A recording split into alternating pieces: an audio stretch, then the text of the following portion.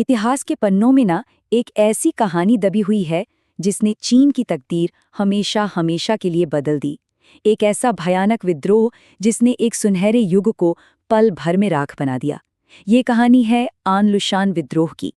लेकिन इस खूनी दास्तान में आगे बढ़ने से पहले चलिए एक पल के लिए रुकते हैं और एक सवाल पर सोचते हैं। सवाल ये है कि स्वर्ण युग मतलब जो गोल्डन एजेस होते हैं वो खत्म कैसे होते हैं।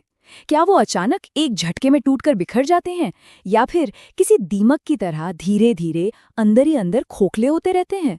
पता है, यही सवाल इस पूरी कहानी की जड़ है।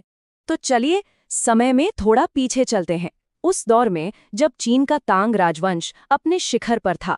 ये एक ऐसा समय था जब चीन दुनिया के लिए समृद्धि, स्थिरता और संस्कृति का एक चमकता हुआ सितारा माना जाता था।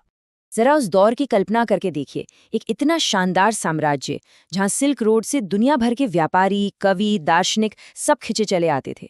इसकी राजधानी चांगान उस वक्त दुनिया का सबसे बड़ा और सबसे कॉस्मोपॉलिटन शहर हुआ करता था। ये समझना बहुत जरूरी है कि ये सिर्फ तांग राजवंश का कोई अच्छा समय नहीं था, बल्कि ये चीन का स्वर्ण युग था। तभी हम समझ पाएंगे कि इस विद्रोह में असल में क्या कुछ तबाह हुआ। पर कहते हैं ना, हर चमकती चीज सोना नहीं होती। इस चमक दमक के नीचे तबाही के बीज बोए जा रहे थे। साम्राज्य का पतन कोई अचानक नहीं हुआ, नहीं, ये उन दरारों का नतीजा था जो सालों से धीरे धीरे गहरी होती जा रही थी। आइए देखते हैं कि वो कौन सी दरारें थीं। यहाँ पर एक बहुत जरूरी शब्द पर ध्यान देना होगा, जिएदुशी। सुनने में ये सिर्फ गवर्नर लगते हैं, पर ये सिर्फ गवर्नर नहीं थे। ये तो अपनी अपनी जमीनों के बेताज बादशाह बन चुके थे।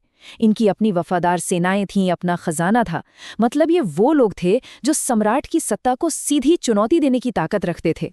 तो बात ये है कि साम्राज्य 4 बड़ी वजहों से खोखला हो रहा था। पहला, जैसा हमने अभी देखा, जिएदुशी का उदय। दूसरा, आन लुशान नाम के एक बहुत ही महत्वाकांक्षी जनरल की बेहिसाब बढ़ती ताकत। तीसरा, शाही दरबार का भ्रष्टाचार और लापरवाही। और चौथा, राजधानी में बैठी एक कमजोर और कह सकते हैं लापरवाह सेना। और ये स्लाइड देखिए, ये उस खतरनाक असंतुलन की पूरी तस्वीर साफ कर देती है। एक तरफ सम्राट की शाही सेना, जिसने सालों से कोई बड़ी जंग नहीं लड़ी थी, वो कमजोर पड़ चुकी थी। और दूसरी तरफ आन लुशान की 1.5 लाख लड़ाकों की फौज, जो युद्ध के मैदान में तपकर निकली थी और सम्राट से ज्यादा अपने कमांडर के लिए जान देने को तैयार थी। ये एक टाइम बम था जो बस टिक टिक कर रहा था। और इस पूरे राजनैतिक संकट के बीच एक पर्सनल ड्रामा भी चल रहा था।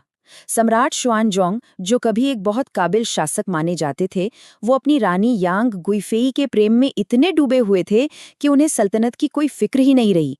और इसी लापरवाही ने दरबार के अंदर आन लुशान और चांसलर के बीच सत्ता की लड़ाई को और भी ज्यादा हवा दे दी। और फिर साल 755 में वो हुआ जिसका डर था। बारूद में आग लग गई।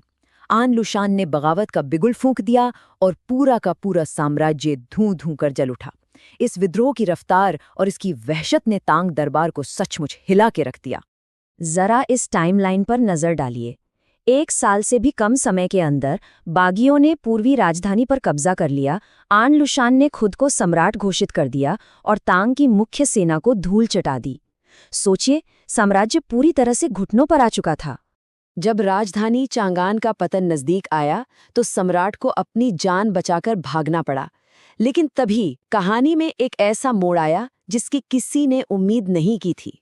सम्राट के अपने शाही गार्ड्स, उनके अपने बॉडीगार्ड्स ने ही बगावत कर दी। वो गुस्से से भरे हुए थे और इस पूरी तबाही का जिम्मेदार किसी को ठहराना चाहते थे। और उनका सारा गुस्सा फूटा चांसलर और उसकी चचेरी बहन यानी सम्राट की सबसे प्रिय रानी यांग गुइफे पर। अब सम्राट के सामने एक भयानक चुनाव था, या तो वो अपने ही सैनिकों का सामना करें या फिर अपनी मोहब्बत को कुर्बान कर दें। और उन्होंने अपनी रानी की कुर्बानी चुनी। ये दर्दनाक घटना चीन के इतिहास और साहित्य में हमेशा के लिए अमर हो गई। लेकिन कहानी में एक और दिलचस्प मोड़ आया। जिस आग को विद्रोहियों ने भड़काया था, वो खुद भी उसी में जलने लगे। सत्ता का लालच और एक दूसरे पर शक का कीड़ा उन्हें अंदर से खा गया। आन लुशान को उसी के बेटे ने मार डाला, फिर उस बेटे को एक जनरल ने, और फिर उस जनरल को भी उसी के बेटे ने खत्म कर दिया। इस आपसी मारकाट ने तांग राजवंश को संभलने का और वापसी करने का एक मौका दे दिया। आखिरकार 8 साल की भयानक तबाही के बाद ये विद्रोह खत्म हुआ। तांग राजवंश तो बच गया, लेकिन इस जीत की कीमत बहुत बहुत भारी थी। साम्राज्य अब पहले जैसा कभी नहीं बन सकता था। अब बात करते हैं इस विद्रोह के उन जख्मों की जो कभी भरे ही नहीं। ये सिर्फ एक जंग नहीं थी, ये चीन के इतिहास का वो टर्निंग पॉइंट था जहां से सब कुछ बदल गया। अब जरा इस तबाही की मानवीय कीमत पर नजर डालते हैं। आंकड़ा देखिए, करोड़ों मौतें, जी हां करोड़ों। युद्ध, भूखमरी, बीमारियां, इन सब ने मिलकर चीन की आबादी का एक बहुत बड़ा हिस्सा साफ कर दिया। इसे इतिहास के सबसे खतरनाक, सबसे घातक संघर्षों में से एक माना जाता है। हम और आप तो शायद अंदाजा भी नहीं लगा सकते कि ये तबाही कितनी बड़ी थी।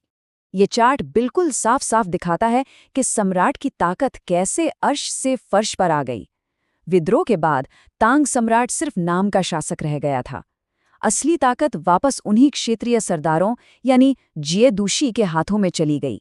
केंद्र कमजोर हो चुका था। और ये टेबल उन 4 बड़े बदलावों का सार है। सत्ता बिखर गई, अर्थव्यवस्था का जो केंद्र था वो दक्षिण की ओर खिसक गया, सिल्क रोड पर चीन का नियंत्रण खत्म हो गया, और सबसे दुखद, वो संस्कृति जो कभी पूरी दुनिया के लिए खुली थी, अब वो बाहरी दुनिया से डरने लगी और अपने आप में सिमट कर रह गई। स्वर्ण युग सचमुच में खत्म हो चुका था। तो चलिए अपने शुरुआती सवाल पर लौटते हैं। आन लूशन विद्रोह हमें एक बहुत कठोर सबक सिखाता है। ये बताता है कि महान साम्राज्य अक्सर बाहरी दुश्मनों से नहीं बल्कि अपनी भीतरी दरारों से ढहते हैं। जब सत्ता का नशा और व्यक्तिगत महत्वाकांक्षा देश से बड़ी हो जाती है तो नींव हिल जाती है। और ये हमें एक ऐसे सवाल के साथ छोड़ जाता है जो हमेशा प्रासंगिक रहेगा। जब केंद्र संभाल नहीं पाता तो क्या होता है?